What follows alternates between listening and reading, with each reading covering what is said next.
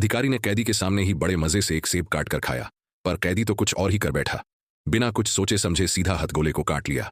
यह देखकर आसपास खड़े सारे सैनिकों की आंखें फटी की फटी रह गईं। कैदी ने तो हथगोले को ऐसे हाथ में घुमा घुमा कर खेलना शुरू कर दिया जैसे कोई छोटा बच्चा गेंद से खेल रहा हो।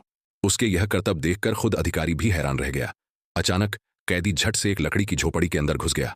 सैनिकों ने सोचा, लो भाई, अब कुछ गड़बड़ होने वाली है। सारे के सारे सतर्क हो गए और चारों ओर नजरें गड़ा दी। अगले ही पल कैदी सिर पर एक बड़ा लकड़ी का डिब्बा रखकर बाहर निकला। यह नजारा देखकर सबकी हंसी छूट गई। अरे भाई, ये आदमी कम कैदी ज्यादा जोकर लग रहा था। पर मजे की बात यह थी कि कैदी अपने उसूलों का पक्का था। वो कभी किसी निर्दोष या संरक्षित इंसान को नुकसान नहीं पहुंचाता था। अब बेचारा डिब्बे के अंदर था तो उसे कुछ दिख भी नहीं रहा था।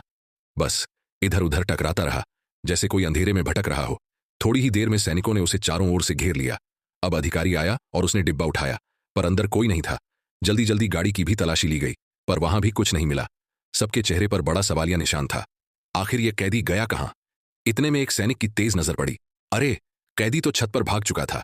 उसके इस कारनामे पर अधिकारी भी दंग रह गया और ताली बजाने लगा।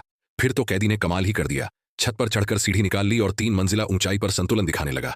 अब तो सब मान गए, यह आदमी कैदी कम सर्कस का उस्ताद ज्यादा लगता है। इसी बीच बाहर एक स्नाइपर ने लड़की के पीछे खड़े सैनिक को निशाने पर ले लिया। तभी अचानक कैदी सीधे सीढ़ी से नीचे गिर पड़ा।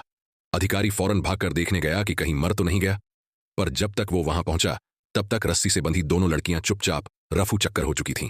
अब सैनिकों का तो खेल ही खत्म हो गया। उन्हें उत्तर पश्चिम दिशा में चलता कर दिया गया और इसी के साथ यह मजेदार किस्सा भी खत्म हो गया।